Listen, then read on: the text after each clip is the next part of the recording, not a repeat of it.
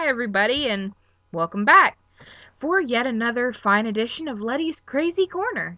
Today I'm going to elaborate on one of the patients we all know and love, Melina and her chair of doom. I hope you enjoy this installment as much as you did the last. If you liked it at all, that is. Oh well. Now, you all know about Melina's anger issues. The words, sweet as a rabid badger in a sack, certainly come to mind when I think of her. Then again, being strapped to a chair and forced to try and glare people to death through sheer force of homicidal will would probably frustrate any of us. Yet, Melina was special, not just for her homicidal rage, but for the multitude of ways in which she would express it. Of course, where a healthy person with her issues might have been frightening, Melina was more like an object lesson. See, everyone, God does have a sense of humor. Look at the platypus and Melina. So, of course, we, being the vicious and absolutely immoral species known as children, we tormented her as much as humanly possible, without, getting caught ourselves. Sticking your fingers close to her mouth, then yanking them away was a favorite. It was like the loony bin version of playing chicken. The more times you did it without getting nailed, the cooler you were. Another was locking one wheel of her chair and then running around her in circles while she made herself dizzy trying to spin around to catch you. Of course, we never had very long. Melina's cursing and snarling generally brought the nurses after she didn't quit for a while or say, die you honky bitch, or bastard, depending on your gender, which was how she closed every single conversation. But one day, a mistake was made. See, we had this kid with ADHD. I've forgotten his name, but we'll just call him Speedy.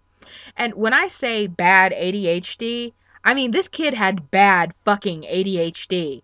It wasn't that bullshit diagnosis that is just, regular bratty fucking kids.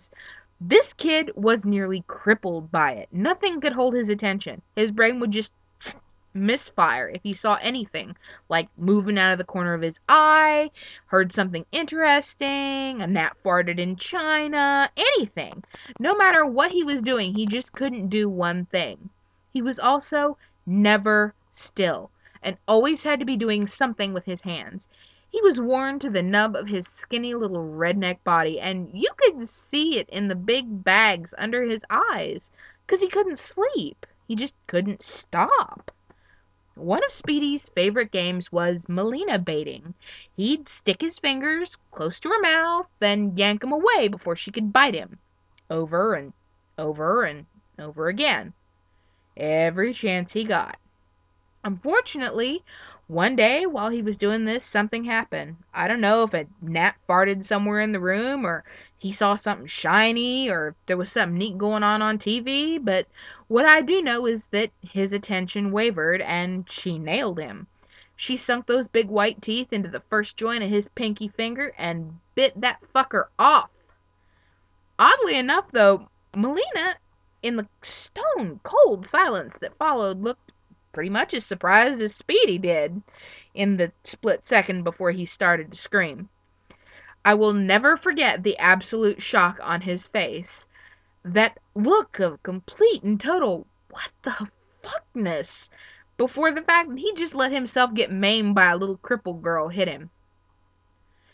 There's no way to make that sound cool to your friends on the outside, because only the biggest dipshit to ever breathe would have been that stupid.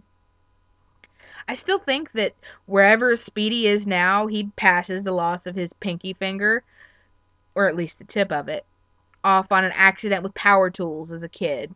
If you're reading this, Speedy, I hope you learned your lesson about not sticking things you like in girls' mouths. At any rate, snack time being over, they were both confined to the quiet room, Speedy being taken to a medical facility with, more stock than ours, and Melina, well, they just parked her for a while to try and figure out what the hell to do. Seems there's no protocol for loss of an appendage on the children's ward. When they finally got the whole story from us, they decided she was actually pretty justified, so they eventually let her out again with some sincerely strict supervision. That was the first day I ever saw Melina really smile. Evidently her version of Prozac was biting the fingers off little redneck white boys.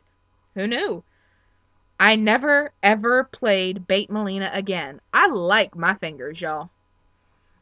while I was there in the Cracker Barrel, Valentine's Day came. And if you think that Valentine's Day is funny on the outside when it comes to kids, you should see a bunch of preteens and children trying clumsily to say that they didn't actually want to smother one another in their sleep with a dirty sock.